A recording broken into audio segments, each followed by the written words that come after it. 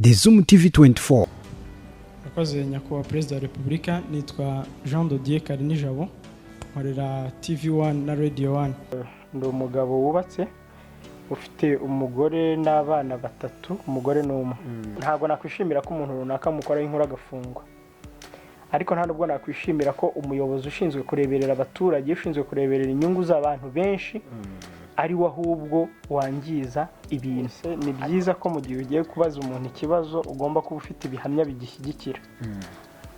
Ndakubwiza ukuri kuva natangira umwuga w'itangazamakuru, nta muntu n'umwe umwe, yaba umuntu ku giti cye, yaba umuntu w'umuyobozi mu rwego rwa leta runaka, nta muntu urampamagara ngo mbaze ngo ibi bintu wakoze ni ibiki.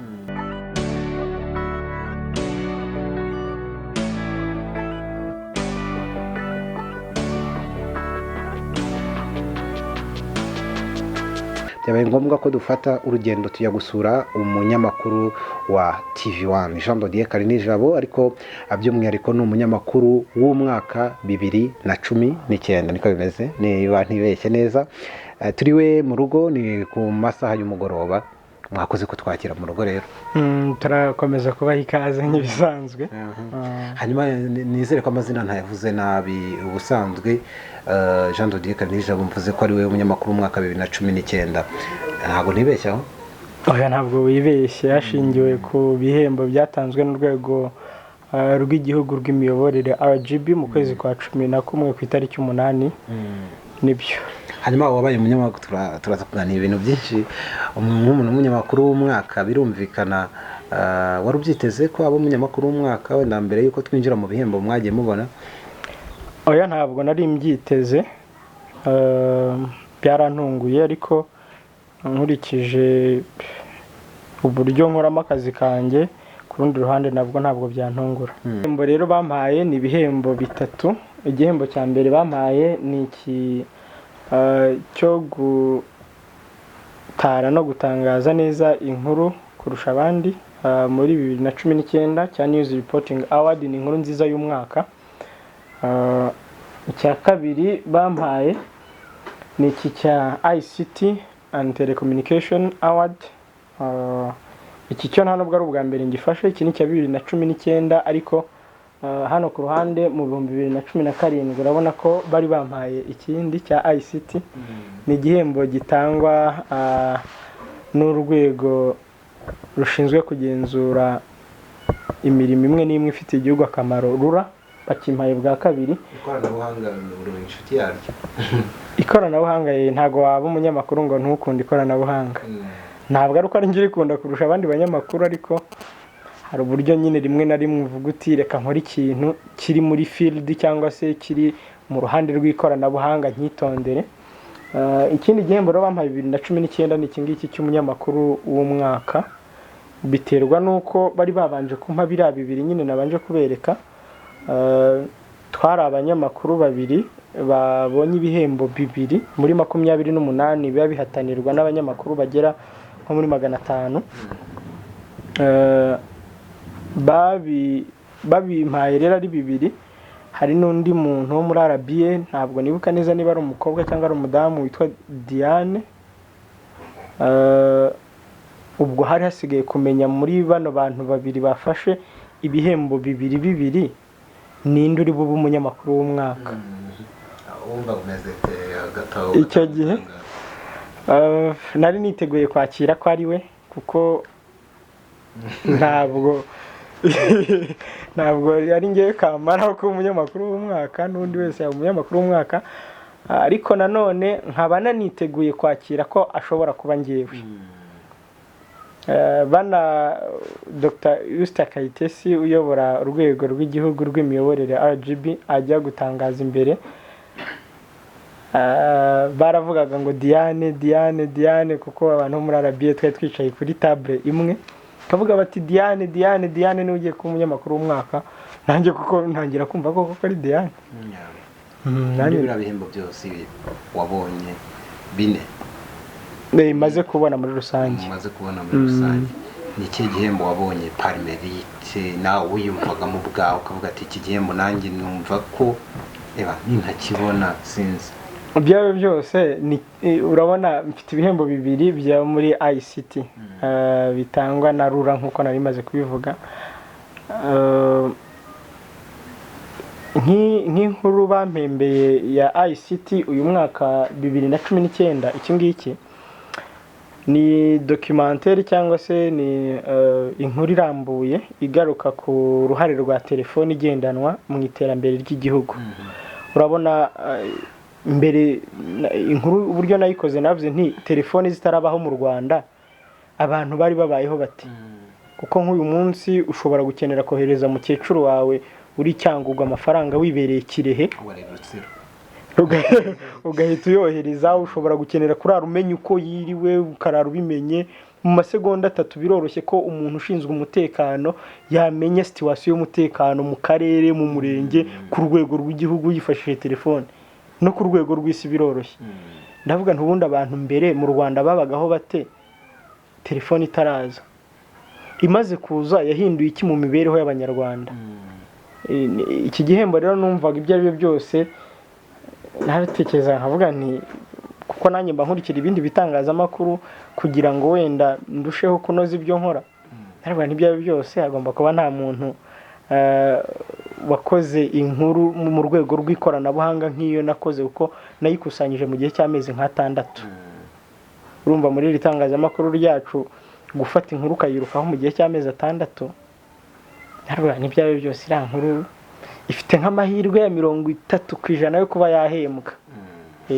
Icyo nicyo gihembo numvaga ibyo ari byose nahabwa nshingiye ku kuba n'ubundi 2017 narabonye uburyo nagihawe n'icyo nari nakoze icyo gihe. Icyo gihe ubwo 2017 nari nagaragaje uruhare rw'ikoranabuhanga mu iterambere ry'igihugu muri domaine zitandukanye. Mu buvuzi ikoranabuhanga rirahari, muri transport ikoranabuhanga rirahari, mu itangazamakuru ikoranabuhanga rirahari. Ngenda ndeba ikoranabuhanga muri buri domaine y'ubuzima bw'igihugu. Akoze nyakubahwa Perezida wa Repubulika, nitwa Jean de Dieu Kalinijabo, nkorera TV1 na Radio 1. Ikibazo cyanjye kiragaruka ku ngingo irebana n'umuriro w'amashanyarazi. Muri manifesto y'umuryango wa RPF Inkotanyi mu mwaka wa 2010 harimo umuhigo cyangwa ingamba yavugaga ko mu 2017 umuriro w'amashanyarazi uzaba ugeze ku kigero cya 70%. Kugeza ubu imibare iragaragaza ko uyu muriro w'amashanyarazi uri kuri 33%. Ni izihe mbogamizi zabayemo zatumye iyo 70% itagerwaho? Mwizera ko nimuramuka mwongeye gutorerwa indi manda yo kuyobora u Rwanda noneho icyo kintu kizagerwaho cya 70%? Murakoze. Ya 33% niba wibuka neza byari bivuye hehe? Literally kubusa. So I think to begin with that,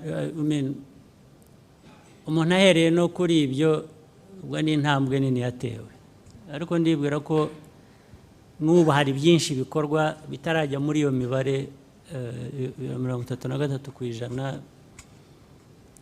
Hari ibyiyongereyeho aho tuvuge. Hanyuma Jean de Dieu Kalinijabo, ni gakeya mu nkuru za perezida cyangwa mu biganiro yatumiyemo abanyamakuru waburamo akenshi burimo, ndetse no mu bantu babaza perezida ibibazo abanyamakuru bamanika bwa mbere nawe kunze kumanikamo kubaza perezida wa Repubulika y'u Rwanda Paul Kagame. Bigusaba iki? Nta kwigengesera kundi,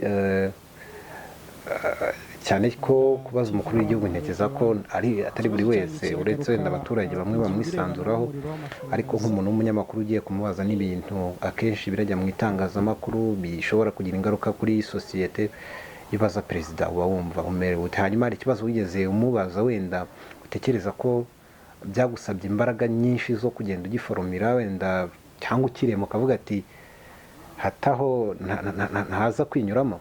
Icyo kintu sorejeho ni cyiza. Buriya kubaza umukuru w'igihugu, umuyobozi mukuru w'igihugu ni umuntu ukomeye, uretse nawe ariko n'abandi abo ari bo bose. Ni byiza ko mu gihe ugiye kubaza umuntu ikibazo ugomba kuba ufite ibihamya bigishyigikira.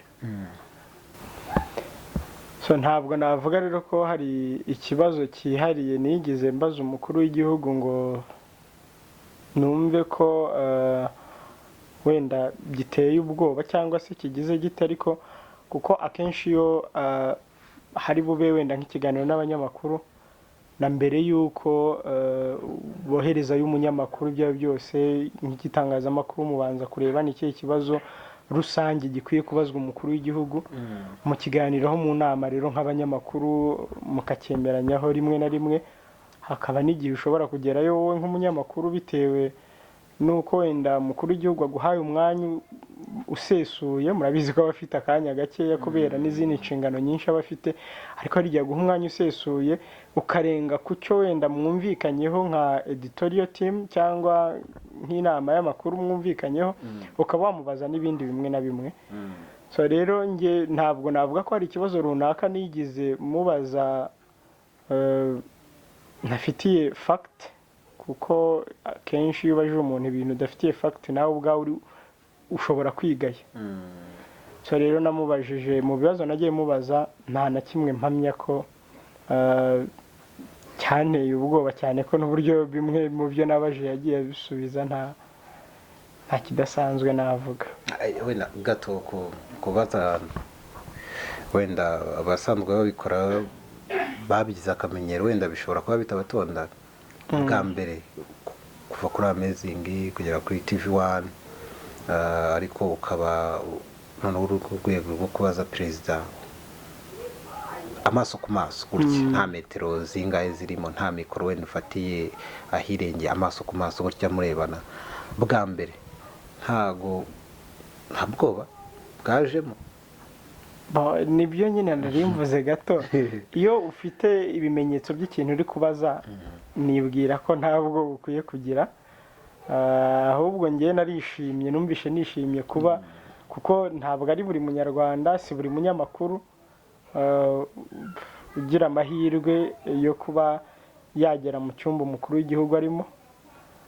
Numvishe nge binshimishije, numva ahubwo nshimye n'Imana kuba nshobora kuba ndi mu cyumba kimwe n'umukuru. Reka n'ibyo byo kumwegera reka tubireke. Numva nyine uba wumva ari ibintu byiza kuba uri kumwe nawe. Nge icy'ubwoba cyo ntabwo nigeze ngira ubwoba, kuko nyine umukuru w'igihugu nawe ni umuntu, nibyo koko ni umunyacyubahiro mukuru. Rimwe na rimwe ikintu numva gikunda kugora abantu ni nk'igihe uri kumubaza ikibazo udashobora gusobanura nawe ubwawe neza ngo umuntu acyumve, cyangwa se nawe ubwawe ushidikanyaho. Nibwo numva umuntu yakabaye agira impungenge. Hanyuma tugaruke mu mwuga w'itangazamakuru, imiryango mpuzamahanga cyangwa se ireba cyane cyane irebera itangazamakuru ikunze kunenga itangazamakuru ryo mu Rwanda ko ridakorera mu bwisanzure. Uribaye mu myaka myinshi irengaho 10, niba nyibaze neza cyangwa se yenda kuba 10, ubibona ute? Murisanzuye abanyamakuru mu Rwanda? Ntabwo icyo kibazo kiri bunyorohere kugisubiza. Nawe ubwawe uri umunyamakuru ufite uburyo ucyumvamo, ndetse n'undi munyamakuru uri gukurikira iki kiganiro turimo afite uburyo acyumvamo, n'undi muturage cyangwa n'undi muntu ufite aho uriye n'itangazamakuru afite uburyo yumvamo iki kibazo. Ariko ngendeye mu murongo nka TV1 dukoreramo, navuga ko twisanzuye. Sinzi abandi banyamakuru uko bimeze, ariko ngendeye mu murongo dukoreramo, kuko niba nshobora gukora inkuru zanjye 10 mu cyumweru, nkakora inkuru zanjye 100 mu mwaka, nta muntu urampamagara ngo mbaze ngo ariko ibi bintu buvuga ngo ibintu bukora. Ndakubwiza ukuri, kuva natangira umwuga w'itangazamakuru nta muntu n'umwe umwe, yaba umuntu ku giti cye, yaba umuntu w'umuyobozi mu rwego rwa leta runaka, nta muntu urampamagara ngo mbaze ngo ibi bintu wakoze ni ibiki. Mvuze rero ko ntisanzuye naba mbeshye. Hari ibyo bakunda kuvuga ko itangazamakuru ryo mu Rwanda rikenye, byinshi mu itangazamakuru byo mu Rwanda rikenye, bityo rimwe na rimwe abanyamakuru bakoreshwa, niba yarataye inkuru yari kugirira na sosiyete akamaro, bakaba bamuha amafaranga akabivamo, ubwo buvugizi bukaba buhagaritswe n'amafaranga nayo wenda atari na menshi. We ntabwo ibyo bisitaza cyane cyane nk'umuntu ukorera TV1 igitangazamakuru gifite uwo murongo wo kutihanganira wenda abarigisi by'abaturage cyangwa se abagira imigirire mibi ku baturage, nta muntu iyo migirire ntiyigeze kwitambika mu kazi kawe, niba byarabayeho mwaba mwarayakiriye koko ukumva bibangamiye itangazamakuru? Hari abantu bagifite umuco mubi wo kumva ko ibibi bakora bidakwiye kujya ku karubanda ngo bibere n'abandi isomo. Byambayeho atari rimwe atari kabiri, ariko buri ikintu cyitwa umutimanama ubundi ni ikintu gikomeye. Iyo urivuze nk'ijambo umuntu wese yaryumva uko ashaka umutimanama, ariko umutimanama n'ubwaryo uraryumva ko ari ijambo ry'inyunge. Umutimanama rero ni ikintu gikomeye cyane. Byambayeho atari rimwe atari kabiri, sindi buguha ingero ngo byagenze gutya na gutya, ariko nta na rimwe mu buzima bwanjye ndakira icyo reka tubyite ruswa, kuko numva ariyo sanse baruganishijemo y'umuntu runaka kugira ngo inkuru twagomba gutambutsa ntitambuke. Ariko nk'igitangazamakuru nyine kiba cyifuza ko ibintu biri mu murongo mubi byajya mu murongo mwiza. Hari nk'igihe ujya gukora inkuru wenda y'abantu bambuwe, tuvuge rwiyemezamirimo runaka cyangwa kampani runaka yakoresheje abaturage ntiyabahemba. Mbere y'uko iyo nkuru itambuka ugahamagara nk'umuyobozi w'iyo kampani ukamubwira uti hari abaturage wenda barenga 200 bavuga ko bakoresha imirimo yo kubaka uruganda runaka ntibabahemba, bimeze bite? Agahita akubwira ati icyo kibazo nibyo kirahari, ariko mu kanya turabahemba. Wowe icyo usigara ucungana nacyo ntagaruka izina ry'uwo rwiyemezamirimo ryandura ngo ntahemba abantu. Usigara ucungana no kumenya koko niba iryo sezerano ahaye abakoresha nta nubwo ari waba rihaye, niba ari buryubahirize. Ibyo rero ntabwo wabyita ruswa cyangwa iki, kuko icyo ubushaka n'ubundi nuko ikibazo gikemuka. Wowe usigara ucungana no guhamagara wenda baguhaye amakuru ngo babaze niba bahembwe. Iyo usanze bahembwe iyo nkuru ushobora no kutayitambutsa. Hanyuma hari inkuru ujya wicara ukavuga ati iyi nkuru mba numva nakomeza kurira cyangwa nishimira ko nayikoze kuko yagize impact kuri society.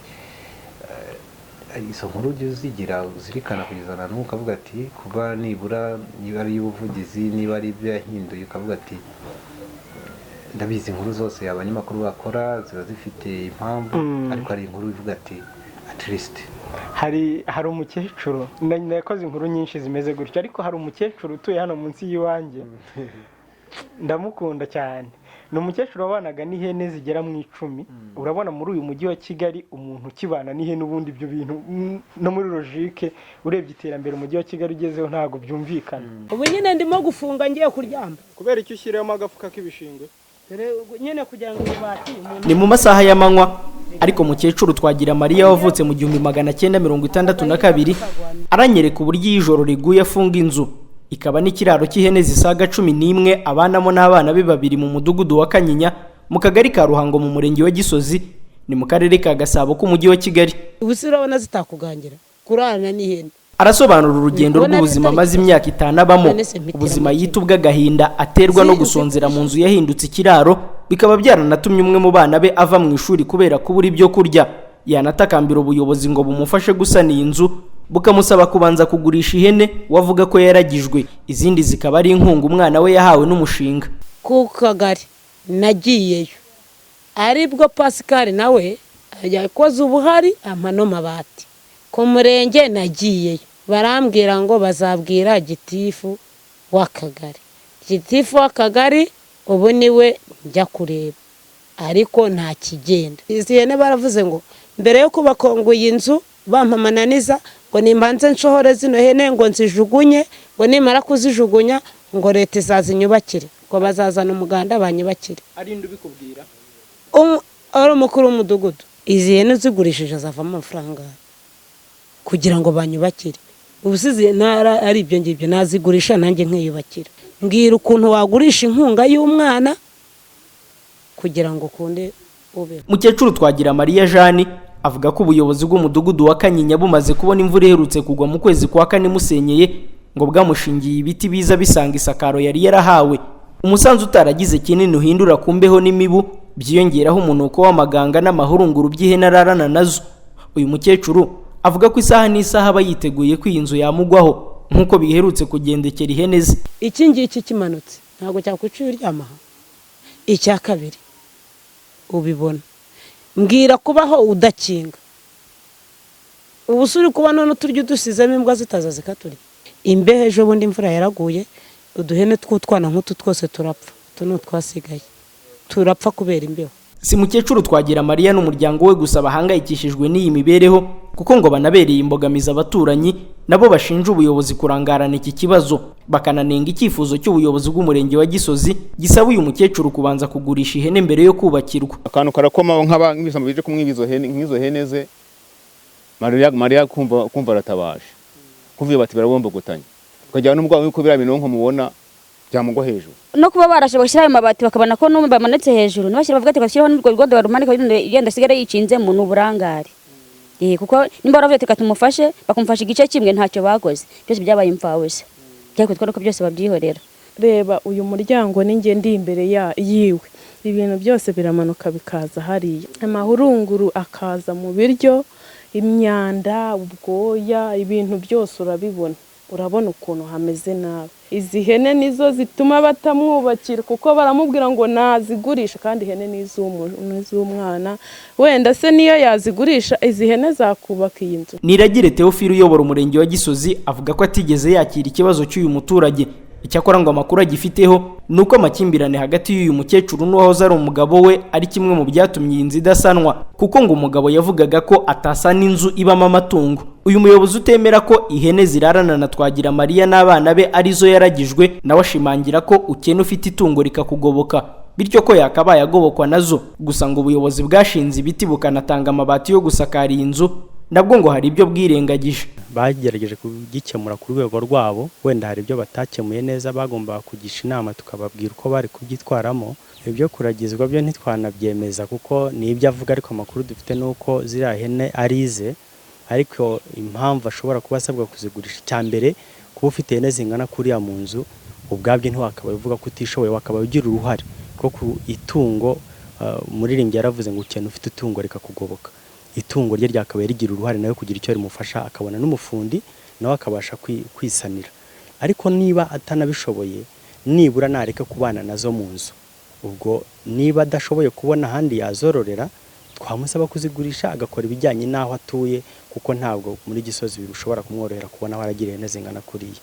Ni ukwanga ko abana nazo mu nzu zikamusenyeraho inzu ibyo wakora byose kwiriyanza abanamo nazo n'ubundi zakongera zikayisenya. Bitarenze icyumweru kimwe hazaba hagize igisubizo kiboneka. Nubwo kugurisha izi hene ubuyobozi bwitize umurenge wa Gisozi bibona nk'umwe mu miti yafasha mu gukemura iki kibazo kuri Mukecuru Twagira Mariya Jeanne avuga ko n'ubundi izi hene zitavamo amafaranga yubatse inzu kandi ko amaze no kuzigurisha atabona ikimutunga. Icyakora hatitawe kuri nyiri iyi nzu na nyiri izi hene imyaka 5 ishize iki kibazo kizwe hari abashobora kuyibonamo uburangare bw'inzego zakigejejweho ndetse no kudaha agaciro ubuzima bw'abatuye muri iyi nzu babanamo n'izi hene. Ubuyobozi rwose mana nyir'ingabo ahubwo bumereye nabi bumerera nabi barambwira ngo ahubwo buzandambirwa bumpindura umusazi. Jean de Dieu, Kalinijabo TV1. Yabanaga n'ihene 10 mu nzu ubundi mu bintu biri professionnel gukora inkuru ku muntu w'umuvandimwe cyangwa se ku muntu w'umuturanyi cyangwa se ku muntu w'iki uba wumva harimo ingingimira ngira ngo nawe urabizi n'amarangamutima n'iki ariko narayibonye irambabaza ndavuga ni gute mu mujyi wa Kigali umuntu abana n'ihene 10 mu nzu afite abana babiri amprise mu murenge wo muri Kigali.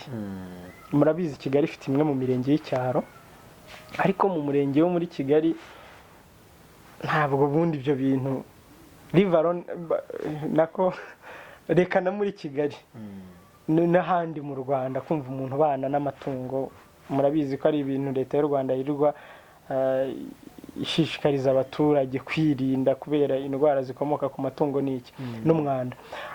Narayikoze iyo nkuru, umuyobozi w'umurenge erezuma ko batakira umuyobozi w'umurenge yagiye kuba meya mu karere runaka, arambwira ngo ikintu ufite itungo rikakugoboka.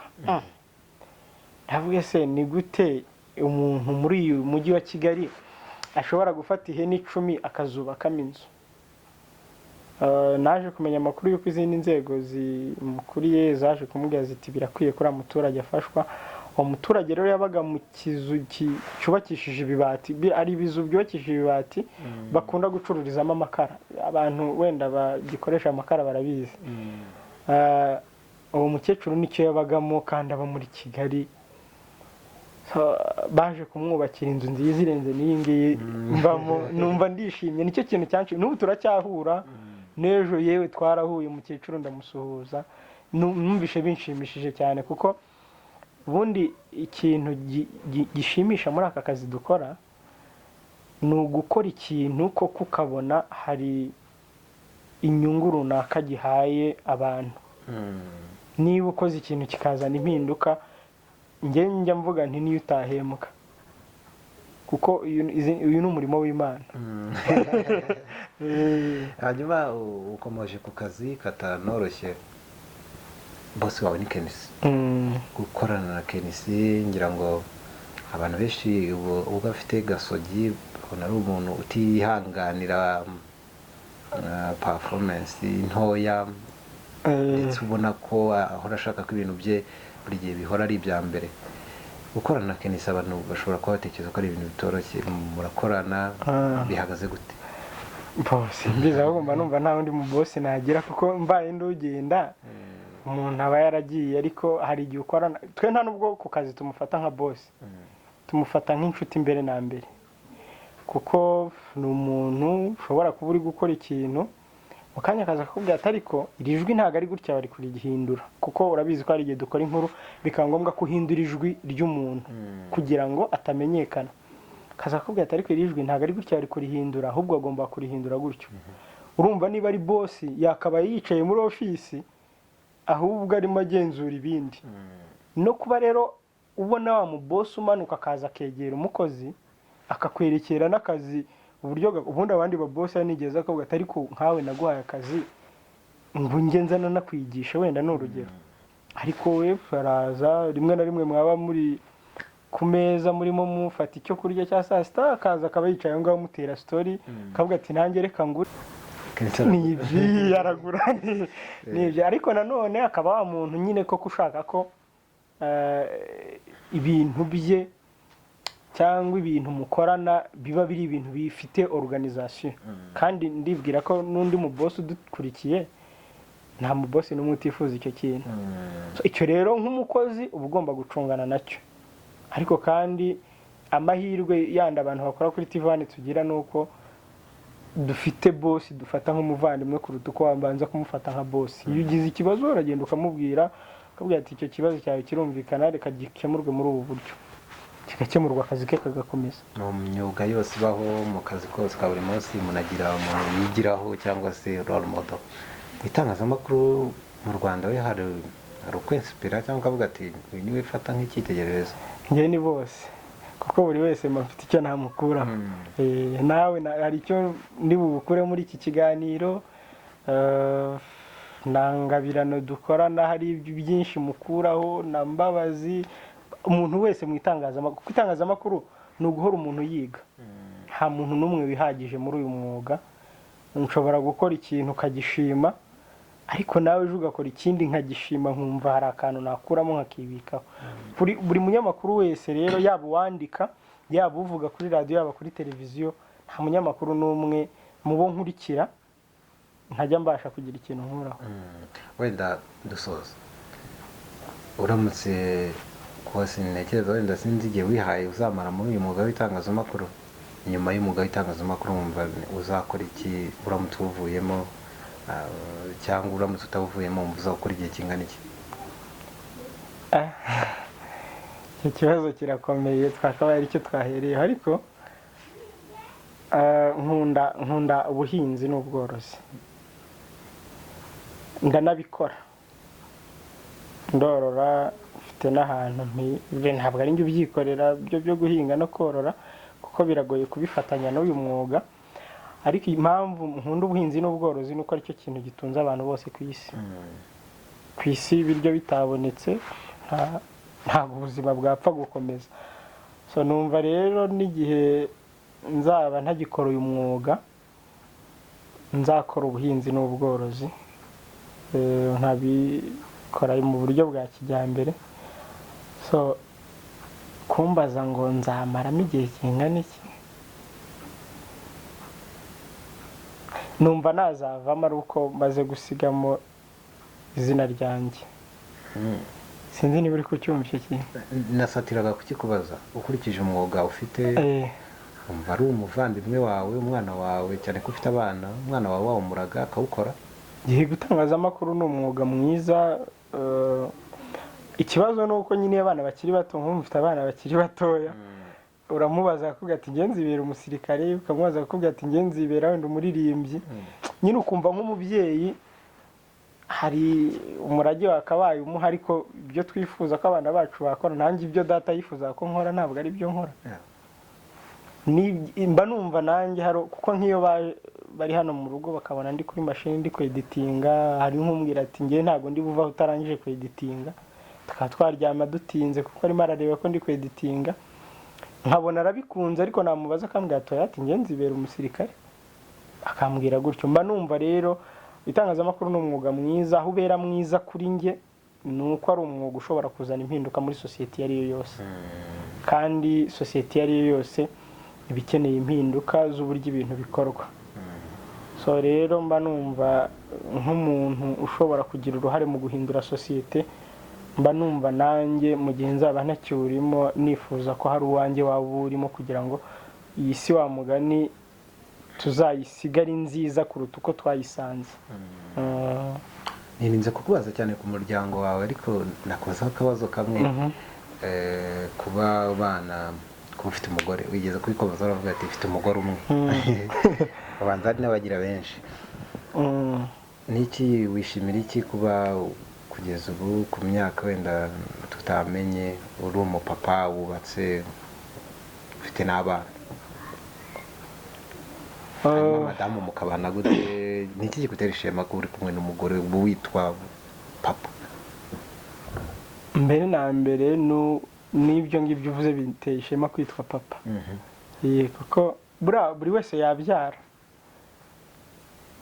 yatera inda yabyara ariko buri wese ntabwo yarera so kuba rero ndera abana banjye ndi kumwe na mama wabo mbere na mbere ni ishema kwitwa papa si umugabo iyo utagifite umugore iyo ufite umugore wenda mubana mu nzu uba uri umugabo sibyo iyo umugore mutakibana wenda yarasohotse yaragiye cyangwa mwaratandukanye ubu usigaye witwa nde niyo kubaza abadukurikiye ubu usigaye witwa nde cyangwa se iyo uri umugore umugabo mutakibana yarasohotse yaragiye atakiri mu rugo uba witwa nde so icyo rero njye nishimira muri famiye ni uko imana ikomeza kutwagura yaba mu mibanire yaba mu iyobokamana yaba mu mitekerereze yaba mu kurera abana buriya kurera abana ni inshingano ikomeye cyane imana yahaye ababyeyi ni nayo nshingano ahari kuko umubyeyi ku isi aba ahagarariye imana ni wowe uzaha umwana imico mbonera ishobora kuzamugira umuntu muzima cyangwa se akangirika uretse ko tutanirengagije ko hari n'abana batagira amahirwe yo kuba bafite ababyeyi ariko abo ngabo nabo imana ibizi uko bazabaho so rero ngiye cyo nishimira ni uko umuryango wacu ukiri hamwe kandi ukaba ari umuryango wemera imana ikindi ukaba ari umuryango ushobora gufatirwaho wenda icyitegererezo na bamwe kuko niba madamu mwamubonye aracyari muto nawe ariko ubundi abantu bakiri batoya bahura n'ibigeragezo byinshi mu rugo rero y'imyaka ubonye 5 yihiritse umubana n'umugore kabona 10 irageze 20 irageze haba hari icyizere cy'uko ejo cyangwa ejo bundi namwe muzashyingira muri kumwe muzabona abuzukuruza. abadukurikiye barashaka umusozo w'iki kiganiro Kalinijabo yanga iki muri kamere? Nanga umuntu urenganya undi,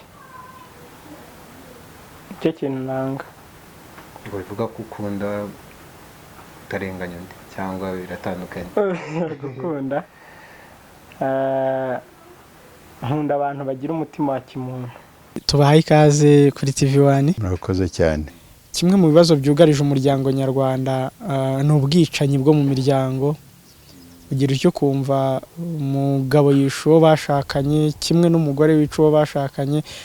Musenyeri nkamwe mu ndorerwamo yanyu mubona ari iki kibitera ibintu nk'ibi?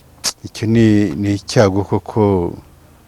Hanyuma Jean de Dieu Kalinijabo nk'umuntu wabaye umunyamakuru w'umwaka, ngira ngo birenze ukabana umunyamakuru wa TV1, abantu bakeneye ko kumenyaho byinshi. Jean de Dieu Kalinijabo ubundi ni muntu ki? Hanyuma munatubwira itangazamakuru mwari tangiye ryari? Urashobora kubona akavuga ati ariko ndabona ari mutoya cyane, ni ingaragu. Oya nibyo ndi mutoya. Ndi mutoya ntabwo ndivuga ngo ndi umusaza, ariko ndi mutoya utari gito wa mugani. Amazina ni Jean de Dieu Kalinijabo. Ndi umunyamakuru wavukiye mu karere ka Nyarugenge. Iby'umurenge n'ibindi n'umudugudu ndabizi ariko ntabwo ndi bubivuge. Impamvu z'umutekano mukunda kuvuga impamvu z'umutekano? Oya nta mpamvu z'umutekano mbishatse nabivuga, ariko ngarukiye ku karere ndumva byaba bimfashije cyane kuruta uko navuga ibindi. Navukiye mu karere ka Nyarugenge. Ndi umugabo wubatse ufite umugore n'abana 3, umugore n'umwe n'abana 3. Iyo abantu bavuze kwivuga rero hari igihe rimwe na rimwe niburaho tekereza se ndavugaho nize, ndavugaho nabaye. Reka tugufashe amashuri kwiga. Nize icyiciro cya 2 cya kaminuza, bachelors. Nibyo? Niko bimeze. Nkiga muri wabyize mu biki? Nize nabanje kwiga muri kaminuza y'u Rwanda, ariko hari ishuri ryahuguraga abanyamakuru bari mu mwuga ariko batabyize. Yitwaga GLMC, Great Lakes Media Center. Naryizemo igihe gito, nyuma nza gukomeza akazi kanjye. Ndivamo niga muri Yerika, niga ibyitwa International Relations, n'ububanyi n'amahanga. Niho nakuye iyo mpamyabumenyi. Hanyuma nkomeza akazi kanjye gasanzwe. Sinzi niba hari ibindi. Ubwo segonderi nayo burya segonderi naryo ni rikomeye. Muri segonderi narangirije muri college Nyemeramihigo yo ku Gisenyi. Niho nize. Hanyuma wageze mu itangazamakuru gute? Hari ibintu bibaho byitwa itorero. Itorero ry'igihugu nararikoze, maze kurikora umwe mu banyamakuru witwaga Majaliwa. Abantu benshi ngira ngo bakunda kumva abanyamakuru b'imikino bashobora kuba bamwibuka. Yakoraga kuri radio Umucyo, niwe wanyinjije mu bintu by'itangazamakuru, ninjira nkora urubuga rw'imikino. Abantu benshi bakunda kumbona mu makuru ya politike n'ibindi, ariko ninjiriye mu makuru y'imikino. Ndangije itorero nibwo yambwiye ati ushobora kuza ukatujoininga kuri radio Umucyo tukajya dufatanya. Ndagenda njyayo turafatanya by'igihe gito, ariko urumva umunyeshuri urangije muri segonderi ntabwo aba ari qualified yo kuba wamwangaje rimwe na rimwe ngo abe umunyamakuru mwiza, cyane cyane iyo nta n'amahugurwa yihariye cyangwa nta bundi bumenyi afite kwitangazamakuru. Turakorana rero Majaliwa, dukorana igihe gitoya, ariko nari mfite n'akandi kazi nakoraga muri shop imwe y'Abahinde bakora mu mujyi. Nkirangiza segonderi nta minsi 2 nicaye mu rugo. Kwa kundi urangiza segonderi ukajya mu itorero rikarangira, nta minsi 2 nicaye mu rugo. Ntambona ako kazi k'Abahinde, nkimara kukabona Majaliwa n'aba abarampropoje, ndagenda tukajya dukorana. Dukora urubuga rw'imikino rwabaga nyuma y'amasaha y'akazi gasanzwe. Nyuma yaho rero nza kuvayo njya kuri Amazing Grace, radiyo y'umuvugabutumwa, yego y'umuvugabutumwa umwe w'umunyamerika. Nuko mpakora imyaka 5, ariko entre nakoreraga na radiyo ishingiro y'Igicumbi. wazikoraga ari ebyiri? Yego, radiyo ishingiro y'Igicumbi yari ifitanye partnership, ubufatanye na radiyo 10, ku buryo zimwe mu nkuru nakoraga zanyuraga hombi. Naje kuhava rero njya kuri TV1, naho mpamaze imyaka 5 ubu ngubu. ine. Nahageze 2015 mu kwa gatatu, ubwo 2020 mu kwa gatatu nibwo nzaba mpamaze imyaka 5 kuri TV1. Ninde wakujyanye kuri TV1? Warapurayinze bisanzwe, baraguhamagaye, byagenze gute? Barampamagaye ndagenda, turavugana, tumaze kuvugana bampakazi. Yego. Hanyuma kuva mu itorero muri umunyamakuru kugera kuri TV1, ni urugendo rukomeye kuri weho? Aho uri kuri TV1 watekerezaga ko ubu wari kuba uhari? Ntabwo sinigeze na rimwe ntekereza ko nzaba umunyamakuru. Kwa kundi abana babyiruka bavuga ngo nge nzaba muganga, ngo nge nzaba umusirikare, ngo nge ntabwo nabitekerezaga. Nge nize ibintu byitwaga biochimie. Biochimie rero akenshi nta nihurira n'itangazamakuru. Ndetse ariko niga nko mu wa 2 segonderi, nibwo umunsi umwe nafashe radiyo yo mu rugo njyana ku ishuri. Zari za radiyo nini zigira amakasete. Nifata amajwi ndimo ndogeza umupira. Urumva umupira niwo wakunze cyane kurenza amakuru? Nkajya mbisubiza inyuma nkiyumva numva ni ibintu byiza, ariko ntago nabikomeje kuko iyo radiyo animateri yaje kuyifata, kwa kundi abanyeshuri bajyana ibintu ku ishuri, arayifata, amaze kuyifata arayigumana. N'ubu ngubu marezuma sinzi ntabwo arayinsubiza. Amaze kuyigumana, nibwo rero niyo nshuro imwe yonyine nigize ngerageza ibintu byo kuba navuga by'abanyamakuru. Hanyuma ariko nkaba narakundaga hariya muri koleje, abantu bazi koleje Nyameramihigo yo ku Gisenyi, nkaba narakundaga gukina umupira. Ngira ngo nawe ahari nawe warahize, ngira ngo urabizi ko nakundaga gukina umupira, nkakunda no kujya kureba match za Manchester United yabaga yakinnye. Marani nayo ufana kandi. Yego. Byaje gutuma rero mbona ndimo ndagira ikinyabupfura kitari cyiza, kubera ko urumva umunyeshuri ugiye kureba match hanze, ubundi ntabwo biba biri mu burenganzira bwe, keretse iyo mu kigo mufite wenda sare berekaniramo imipira mukajya muyireba. Ibyo bigo rero bigira sare nk'izo ni bikeya, turabizi twese mu gihugu. Byaje gutuma rero njya kuba hanze kubera gukunda kureba match.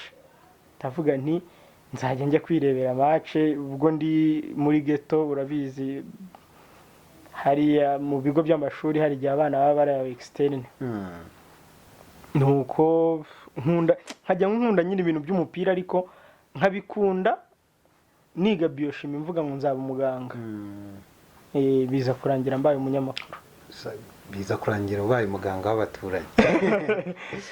UNFPA ryatangaje ko ikibazo cy'abana b'abakobwa baterwa inda bakiri bato gihangayikishije isi yose. Iri shami ry'umuryango w'abimbye rigaragaza ko abagera kuri miliyoni 7,300 buri mwaka batwara inda zitateguwe. Bwa mbere ukijya mu itangazamakuru kuri radiyo ukavugiraho, n'iki cyagutunguye, n'iki cyagutonze? Kuri televiziyo byagenze gute? Kuri radiyo nari mfite ubwoba nabuterwaga no kumva ko ndi buvuge abantu barenze umwe bakanyumva.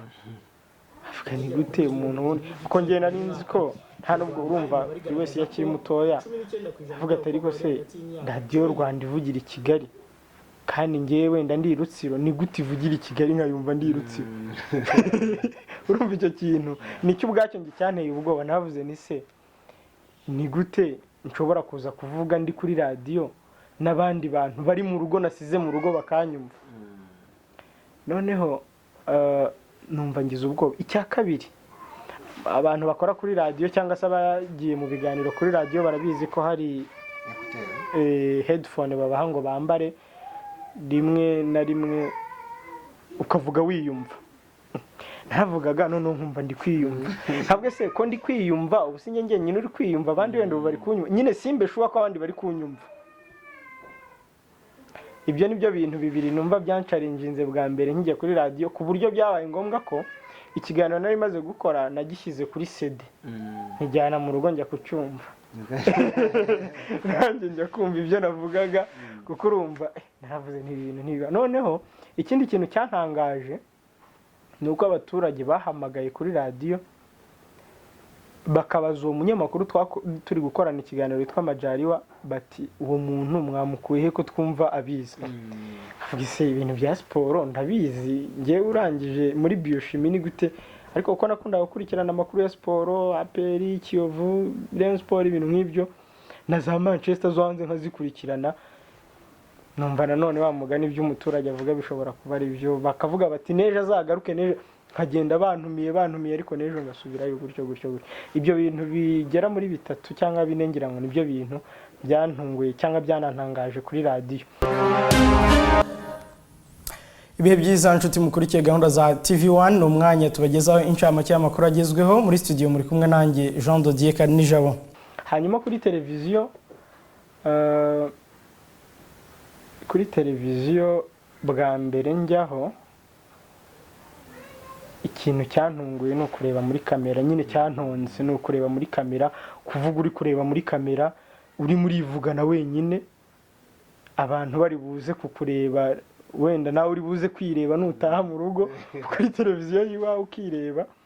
Nicyo kintu cyantunguye. Ikindi kintu natunguwe nanone no kubona umwana wanjye yarambonye kuri televiziyo akiri muto, agahita avuga ngo dore daddy, kandi twicaranye. Numva nawe ibyo byose agomba kuba agize confusion, atuma twicaranye ni gute no kumureba aho ngaho, ni nabyo byarantunguye cyane. Ikindi cyantunguye nuko ushobora kuba uri kuvuga amakuru kuri televiziyo ukayavuga nawe uri kwireba muri studio. Murabizi ahantu hakora kuri televiziyo haba harimo indi televiziyo, ama preview urimo uyireba. Rimwe na rimwe n'igihe ubu uri nko kuvuga amakuru ukanyuzamo ukavuga uti reka ndebe ukuntu nayo ndebe ukuntu meze, ndebe ukuntu ishusho yanjye iri gusohoka hanze. Abategera ubwami rero babeshwa byinshi cyane rwose. Hari n'igihe najyaga mvuga nti ni gute umuntu ajya kuri televiziyo agasoma amakuru nta guhumbya, nta kwibeshya, nta gusobwa. Nkumva ndatinya, ariko nabyo nyine bigeze murabisobanukirwa. Ari nayo mpamvu nkangurira abantu bafite abana wenda bumva bashaka kuza muri uyu mwuga, ibyo byose bazabisobanukirwa, bazabona ko ari umwuga mwiza. Hashize igihe kitari gito hirya no hino mu Rwanda humvikana ubwicanyi mu miryango. Iyo atari umubyeyi wishe umwana we, n'umugabo wishe umugore we, cyangwa n'umugore wishe umugabo we. Ibaze nawe iyo umuntu afata umugore akamubaga, akajya afata aya maboko agasusura inyama zose agasigaza utu tugufa. Ko kwica abantu babihinduye ubusa, umuntu avuga ngo ndajya muri gereza ngo ndarya impungure. Bamwe mu bageze mu zabukuru bo bavuga ko ubwicanyi nk'ubu ngubu mu Rwanda rwo hambere byari bigoye ko bwaba, kandi ngo niyo bwabaga ari ikintu kidasanzwe ku buryo igihugu cyacikaga umugongo. Muri za 50. Hanyuma twinjire mu itangazamakuru rusange TV1. Gukorera TV1 ntekereza ko TV1 hanze ifite isura wenda igira abantu kuvuga ati TV1 ni igitangazamakuru wenda abantu bakunda kuvuga ko kugikorera ari igitangazamakuru umuntu avuga ko gisenya, kitorohera, reka nkoresha iryo jambo, kitorohera inzego za leta wenda zikora nabi, kuva ku rwego rw'umudugudu kugeza ku rwego umuntu yanavuga rwo hejuru. Gukorera TV1 muri uwo murongo w'icyo gitangazamakuru nta mbogamizi byaguteye, cyangwa uvuga ati tumva bitavamo wikange ugira ubwoba, kuko TV1 ya 2000 na kangahe twese turayizi. Bampamagara ngo dukorane, numvisha ahubwo ari ishema cyane. Ni nacyo cyanteye imbaraga, ndavuga nti ngomba kurushaho kunoza umurimo wanjye nkora, niba kuko nkora ibintu abantu bakabibona. Buriya Rwanda bagira umugani uvuga ngo nkore nshimwe yabyaye umugayo. Ariko nanone umuntu iyo umukorera cyangwa se iyo hari ikintu umuntu akora ntikigaragare, nabyo ubwabyo utangira gutekereza ko ari ikibazo, ukibaza se ni gute umuntu ashobora kuba akora ikintu ntikigaragare. So bampamagara numvisha ari ishema, ndetse bitewe nuko nakundaga umurongo TV1 ifite, numva nanjye ngomba gutanga kuko izo radio nakoreraga zindi zampembaga umushahara ufatika washoboraga kumbeshaho, ariko kuko numvaga nanone TV1 nkeneye kuyikorera, naravugaga nti umushahara wose yampa as long as bihuye n'umurongo nshaka, kuko bura nanjye muri kamere yanjye nanga umuntu urenganya undi. Kandi akenshi niba mukunda gukurikira TV1 inkuru dukora ni inkuru ziba ziganjemo akarengane, natwe nicyo tuba twifuza ko cyakosoka, ni nawo murongo w'igitangazamakuru, kubera ijwi abadafite uburyo bwo kwivugira. So rero numvise ngize ibyishimo, ndavuga nti ngomba gukorera TV1. Ikindi ndavuga nti ningera kuri TV1 nzakoresha imbaraga zanjye zose, ndetse urumva nawe ibonye icyo ushaka witanga uko ushoboye kose, ntabwo wizigama yego nibyo. So ndavuga nti nzakora uko nshoboye kose, kuko n'ubundi ahantu ugeze mu kazi ariko kose ugezemo, gerageza ukoresha imbaraga zawe zose. Ubwo mbonye icyo nshaka nzakoresha imbaraga zanjye zose, ndakora. Rero nk'uko wari ubivuze, uyu murongo wa TV1 ntabwo no kwitangirira, ngira ngo n'umuyobozi mukuru wa TV1 yabikubwira, abantu benshi ntibabyumvaga. Niba ubizi nawe itangira avuga ati uriya muntu watinyutse kunenga akanenga meya, buriya nta kibazo biri bumugireho, ntibamuhungabanya. Ariko uko TV1 imyaka igenda yegera imbere, niko abantu barushaho kugenda basobanukirwa imikorere. Hari naho yageraga bakavuga ngo ni ya radio irwanya ubutegetsi, bakavuga ngo ni ya radio ngo ivuga n'aba bayobozi, ngo ni ya televiziyo, ibintu nk'ibyo ngibyo. Ariko hamwe n'amavugurura leta igenda ikora mu itangazamakuru, tugiye nko kuri rya tegeko rya access to information, bigenda abantu bagenda bumva ko itangazamakuru atari umwanzi wa leta, atari umwanzi w'umuyobozi, ahubwo ari ikiraro cyo guhuza umuturage n'umuyobozi, ari ni agent of change, abaharanira impinduka, reka tubyita impinduka. Cyane cyane mu bihugu nk'ibi byacu bikiri mu nzira y'iterambere, haba hakirimo umuntu wumva nyine kuba ari umuyobozi bimuha uburenganzira bwo kuba yakora ibyo ashaka, yuko yakwitwara uko ashaka, ariko ntakurikiza amahame amwe n'amwe y'uburenganzira bwa muntu. Niba umuntu afite uburenganzira bwo kugira ubwisungane mu kwivuza, wowe kugira ngo umuhe icyiciro cy'ubudehe, kugira ngo nimwe mwabikoze ejo bundi kuri televiziyo yanyu, ukamwaka amafaranga, ibyo byonyine by'ubwabyo biba ari ugusubiza inyuma gahunda ya leta. Ko gahunda ya leta yo kugira ngo buri munyarwanda agire ubwisungane mu kwivuza, uwo ubuyibangamiye nk'umuntu ku giti cyawe. Ibyo rero hari igihe rimwe na rimwe bishobora kwitirirwa leta. Muri uko gukora izo nkuru, rimwe na rimwe umuntu yavuga ko abayobozi batishimira, kuko nta muyobozi wishimira kunengwa cyangwa kubwirwa ibintu bibi, gukorwaho inkuru mbi. Hari abenshi baba bashaka gukora inkuru nziza. Niyo nkuru yakugoye cyane, yakugoye ku buryo uvuga ati yaragoye n'abayobozi, biba ngombwa ko tugongana cyane, cyangwa se ntibabyishimira, turashwana. N'abanyamakuru twajyaga twumva rimwe na rimwe ngo ba TV1 ngo bafashwe, we ntibigeze bagufata kubwira ati iyo nkuru ntitambuka, bitewe n'ukuntu yari imeze gute? Njyewe ntago navuga ko nta na rimwe kuva natangira itangazamakuru ndafatwa cyangwa ndahamagazwa n'urwego urwo ari rwo rwose, cyangwa ngo umuyobozi runaka anyitambike mu buryo ubwo ari bwo bwose. Ariko inkuru yangoye ni inkuru yeguje abayobozi ba ADPR, bamwe baranafungwa. Murabyibuka kesi ya Dove Hotel, yavuzwemo ibintu byinshi, iriya nkuru ya Dove Hotel, ndetse bakajya bavuga bati abanyamakuru bamwe na bamwe bagira ngo bakore iyo nkuru, bamwe mu bayobozi bo muri ADPR bakabaha amafaranga. Ndibuka hari mu gitondo kare maze gusoma amakuru yo kuri radio, boss niwe wambwiye ati ndashaka gukurikirana ibyo bintu biri kuvuga muri ADPR, iyo nkuru ukayikora, nimero z'abantu bamwe na bamwe bari bamuhamagaye, kuko hari ako kazi hari igihe umuturage aguhamagara akavuga ati ikintu nk'iki kiratubangamiye, amanimero zabo nzagenda mbaza amakuru bibanze kugira ngo bangeze no ku bindi byose uko bimeze. Ndayikurikirana, yari inkuru nakurikiranye nko mu gihe cy'ukwezi ngira ngo niba atari ukwezi n'igice. Hanyuma finally nyine havamo zirare zirita, ariko yarangoye kuko urumva akenshi iyo nawe uri umuntu umwizera reka twe gukoresha umwizera, reka dukoreshe wenda w'umukristo. nawe bivuga ko umwadeperi? Oya, njye nta dini mbogamiyeho na rimwe, nta dini na rimwe, nemera Imana, nkemera ko Imana ireberera amadini yose, kuko Kristo ntiyari umwadeperi, Kristo ntiyari umusilamu, Kristo ntiyari ibintu by'amadini ntabwo mbikunda cyane, kuko idini ndifata nk'ikintu gishobora gushwanisha abantu no kubateranya kurusha uko cyabunga. Kuko niba uri umusilamu nkavuga ngo ntago nashyingira adeperi, waba uri umwadeperi uti sinashyingira adventiste, byo ubwabyo ntabwo njye mbyumva. Kuba ntabyumva rero bituma nta gaciro idini, ahubwo nka agaciro Imana.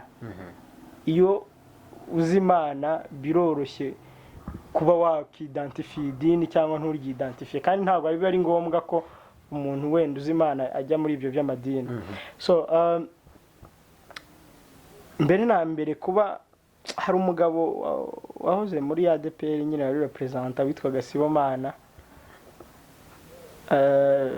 icyo gihe njya gukora iyo nkuru naramuhamagaye ndamubwira nkeneye ko mpa amakuru kuri ibi n'ibi. Urumva ngira ngo abakurikiranye iyo case ya ADPR murayizi, ntabwo ndi bijyemo muri detail. Arambwira ati nta kibazo, wansanga kuri ofisi Kimihurura amasaha ya naya sinzi niba ari ADPR gikorera. Ndagenda mpageze abanza kungoramo gakeya. Urumva niba uri kujya kubaza umuntu ngo imitungo yaranyirijwe muri ADPR, mbere na mbere abanza kwibaza ati uyu muntu uri kumbaza ko nanyirije imitungo ubundi arabishinzwe. Nyine urabizi abantu ntabwo tugira imyumvire imwe, abanza kwibaza ati ubundi uyu muntu uri kumbaza arabishinzwe, uyu muntu ni muntu ki, ibintu nk'ibyo ngibyo. So mbona atangiye kungora, mbona arimo ndetse yaragiye no kunyima interview, ariko aza kumpa amakuru. Ariko mu mutima ngenda mvuga nti hari igihe umuntu aguha amakuru, abanyamakuru dukunda kuvuga ngo turi netere, ngo nta hantu na hamwe ubogamiye, ariko nta muntu netere ubaho. Ngiye ntabwo nyambyemera, sinemera ko nta muntu ubura uruhande runaka afata, abogamera rube rwiza rube rubi, ariko nta muntu netere ubaho. Nta bintu biburaho byerekeza, ntibishoboka, nta kintu kiburaho cyerekeza. Ku mutima narasohotse amaze kumpa interview,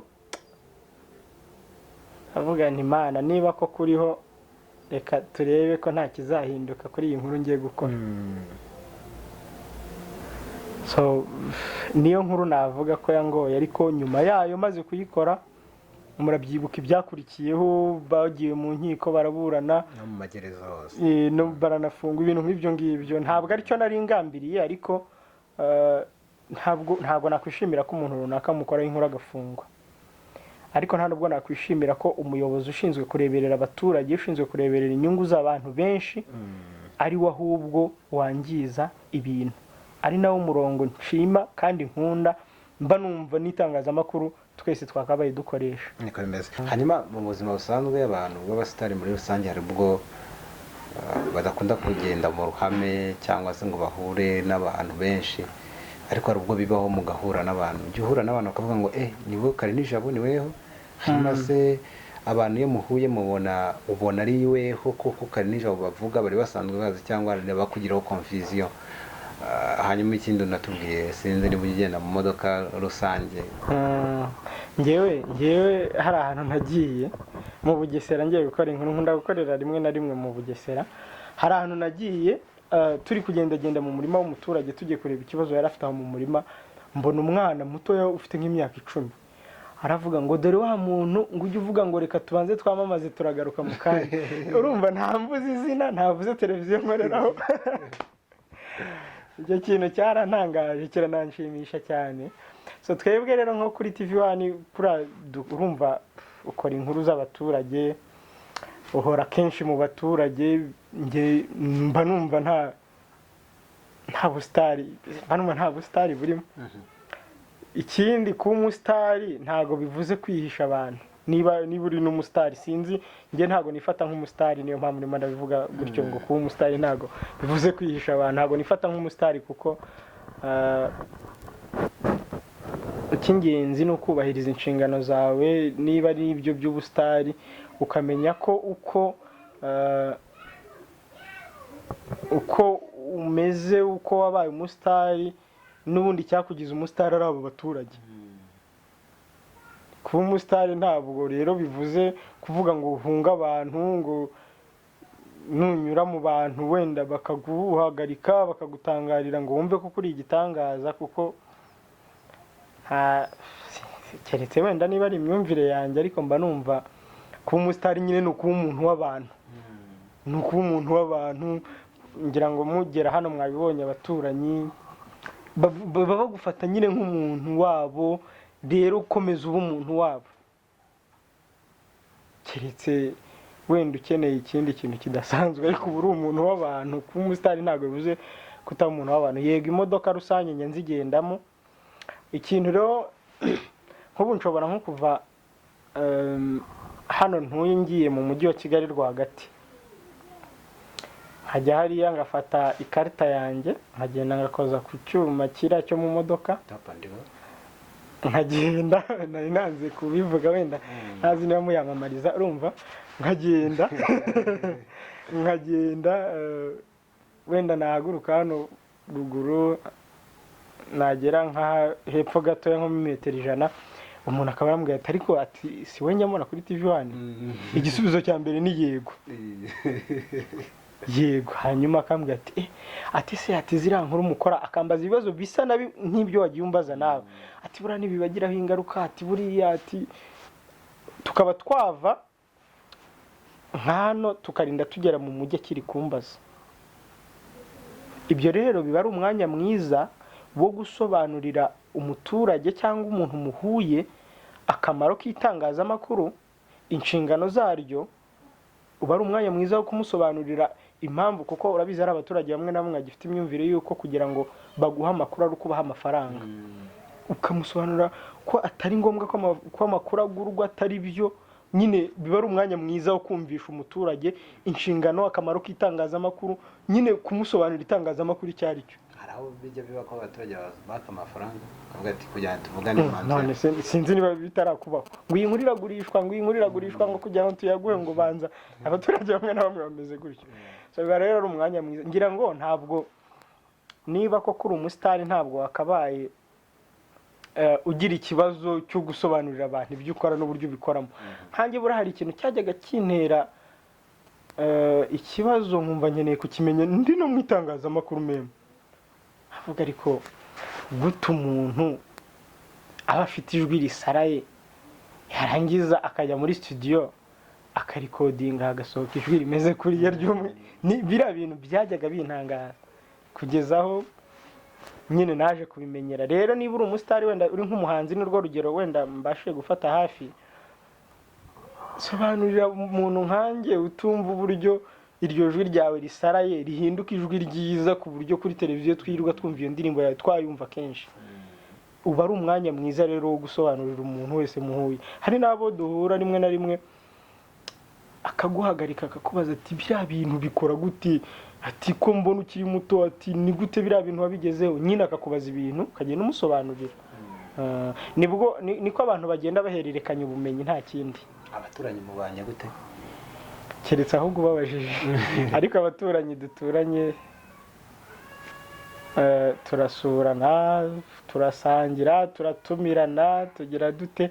Hari igihe rimwe na rimwe ugera muri quartier abantu nk'ubu hari ahantu nabaye abantu bakanyishisha, cyane cyane abayobozi bakanyishisha kubera ko nyine baba bazi ko harakabaye kose ubahozaho ijisho, harakabaye kose rimwe rimwe ntibanagufate nk'umuturage nk'undi muturage. Hari ahantu nabaye hashira nk'amezi nk'umunani batajya banyaka amafaranga y'umutekano, umusanzu w'umutekano, bakaza bagatwara ibishingwe nta wumbajije amafaranga y'isuku. ngiye bigeze aho turi mu muganda ntanga ikibazo mbaza umukuru w'umudugudu ni gute ko ntajya mbona abantu baza kunyishyuza umutekano, nawe ntiyabona ibisobanuro. Ariko ukwezi gukurikiyeho baraza, haba hari wenda nka contribution cyangwa umusanzu ukenewe gutangwa mu bijyanye wenda n'umuganura kuri abaturage bishyira hamwe bakizihiza umuganura. Umuyobozi akaza akambwira ati niba nta rindi mu nama wenda ntaritabiriye nk'umuganda w'ukwezi gushize, akambwira ati ku muganda w'ukwezi gushize twemeje ibi n'ibi hakenewe umusanzu wenda w'amafaranga 5,000 kuri buri rugo, ni urugero, yo kugira ngo tuzafatanye hamwe kwizihiza umuganura, tuzaremera umuturage mugenzi wacu utishoboye, nanjye nka contribute. Ariko nyine hari ahantu hamwe na hamwe usanga umunyamakuru bazi ko ari umuntu, ngira ngo urabizi bazi ko ari umuntu nyine naho unyuze hose muri quartier. Ariko nye muri quartier ni ibisanzwe, nshobora kwiyambarira akamambiri asohoka ngaherekeza abashyitsi, nkabageza ku muhanda, nkabategera, nkigarukira, nkagura mituyu, nkatega moto, nkatega imodoka, n'ubuzima busanzwe. Kuba umunyamakuru cyambere no kumenya inshingano z'umunyamakuru, cyambere ntago ari kugenda bitwara hari kutari sinzi, niko mbyumva. Uvuga ko wemera Imana ariko nturi umudive no mu Gatolika no mu Isilamu, ubihuza gute kwemera Imana cyangwa se kugira imyemerere nk'iyo ya Gikristo ariko nta dini ubarizwamo? Uravuze ngo kugira imyemerere ya Gikristo, idini ryose ryemera Kristo rinemera Imana rinyiyumvemo, ndi umuyoboke waryo. Kuba ntabwo uri umurokore, ubona imvuga abarokore ndabambuza abadeperi? Ntabwo ndi umwadeperi, sindi umudivantiste, sindi umukatolike, sindi umuzayoni, sindi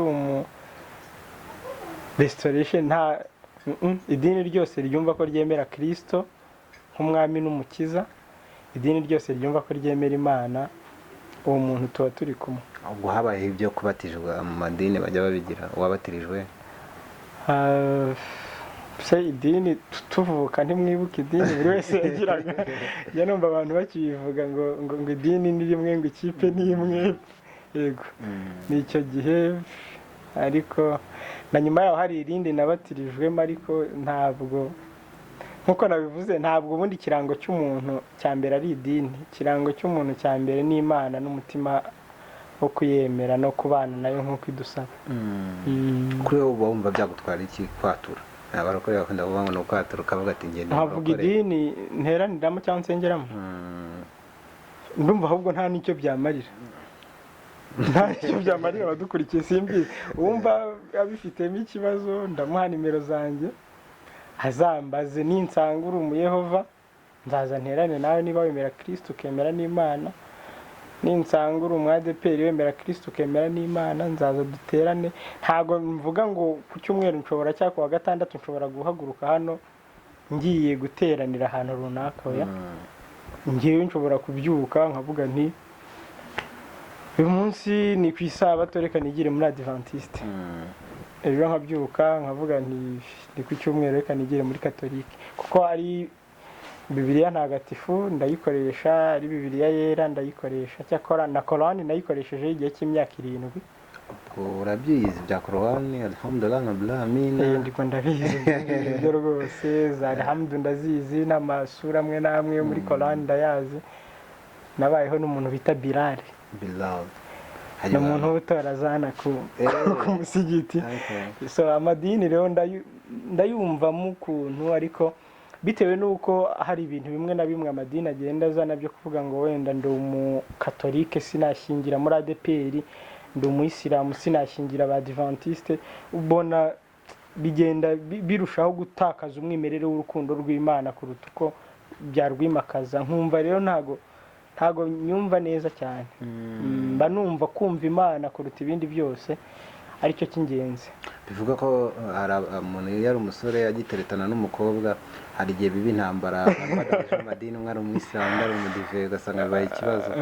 Ubwo wari kwemerera guhindurira umugore wawe? Sinzi niba ari wowe waguhinduriye cyangwa mwarisanze mu idini rimwe icyo gihe mwese mwemeraga?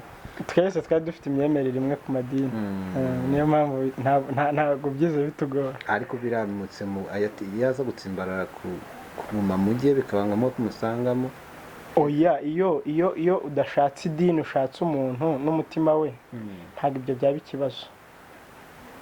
uwo ari we wese yahindurira undi. Ntabwo rero numva ko mbere na mbere ubushatse umuntu n'umutima we ntabwo imyemerere simbizi. Ntabwo njya numva bamwe bavuga ngo Bibiliya ngo iravuga ngo ntimukifatanye ngo nabo mudahuje idini cyangwa nabo mudahuje imyemerere. Niko mbitekereza kuko Bibiliya sinzi ntabwo ndi inzobere Bibiliya, ariko ntekereza ko bavuga ko ari abo mudahuje nk'imico. Tuvuge niba umuntu ari abarokore bakunda kuvuga umupagani, ubwo umupagani ariye bavuze inzoga wenda nyinshi, bavuze wenda umusambana, ariye bavuze utukana, ubu n'abakora ibyaha muri rusange ntimuzifatanye nabo. Ninde se udakora icyaha? Udakora icyaha wese impunzi, kuko Bibiliya iravuga ngo ukotinga Bibiliya. Ariko nanone iyo Bibiliya yananditse ibyo kandi niyo yavuze ngo Yesu wabivuze, yaravuze ngo mwumvishe ko babwiye ngo mukunde abagira ute ababakunda, ariko ngenda babwira ngo mugire mute n'ababanga, kunde n'ababanga. Urumva ko rero njye mba numva nta ikibazo cy'ikintu cyitwa idini, kuko nta n'ahantu na hamwe nabonye Kristo yasengeye mu idini. Kandi Kristo ntiyari umusilamu, Kristo ntiyari umwadeperi, Kristo ntiyari adventiste. Ubundi abantu bagira imyemerere nk'iyo yo kumva batsimbarara ku madini babikura kuri Kristo, kuko ari we rugero bakurikiza. Babikura kuri inde? Nguri kubabaza simbizi njye cyakora ntazagira unziza imyemerere yanjye nuko mbyemera ni nuko mbyumva. Mba numva icyangombwa ari ukwemera Imana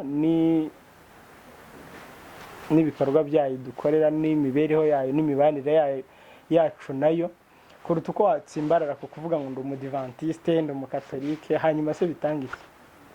Uwo waba uri we wese Imana icyo ikeneye ni umutima wawe, ntabwo icyo ikeneye ari aho usengera. Kalinijabo waduhaye umwanya wawe mwinshi cyane n'igihe cyawe, ari bigomwe byinshi. Turashaka kugushimira kandi twizere ko n'undi munsi nyaboneka tuzaza gusura. Urabizi ko ufite n'umwana ufite impano, tuzaza kumusura nyaboneka nawe uzamutwemera. Ni karibu rwose, tubahaye ikaze mu muryango wa Kalinijabo n'ikindi gihe mwakwifuza. Tubashimire cyane. Murakoze namwe. Tubashimire cyane namwe mwari mudukurikiye. Murabibonye ko Jean de Dieu Kalinijabo birenze kuba umunyamakuru w'umwaka, ni umuntu wicisha bugufi, ukemera mukaganira, akaguha isaha imwe abiri, buriya hari n'ibindi tutaberetse. Twamanje turarya turananywa kugira ngo tumaze kuganira neza. Rero twizere ko iki kiganiro disi mwagikurikiye neza, kandi byinshi mwamwibazagaho hari ibyo wenda tutagiye badukomozaho, ari nk'ibyo washakaga kubaza, ariko nibura twanyuze mu nguni zose z'ibyo akunda, ibyo yanga, mwuga we, challenge yahuye nazo. Hari abantu benshi bahita bumvutanya namwe kwibaza ibibazo, ese kubaza perezida nanjye narakibazaga kera ntaraba umunyamakuru, ariko uko yagishubije nanjye niko nagisubiza. No mu buzima busanzwe no kubaza undi muntu wari we wese, ngira ngo ufite ibimenyetso cyangwa se ibihamya birakorohera. Nitwa Didas Nyibizi.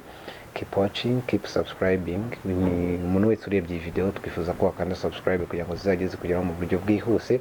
Ikindi, niba ushaka kugira umuntu tuzaganira nawe, jya muri comment umwandike kugira ngo mu bihe bizaza nawe tuzagutumikire. Bye bye, Imana ibahe umugisha. Utarakanda subscribe, kanda ku kamenyetso k'umutuku kanditseho subscribe kugira ngo uzajye ubona n'izindi video zitandukanye utasanga ahandi. Turabakunda.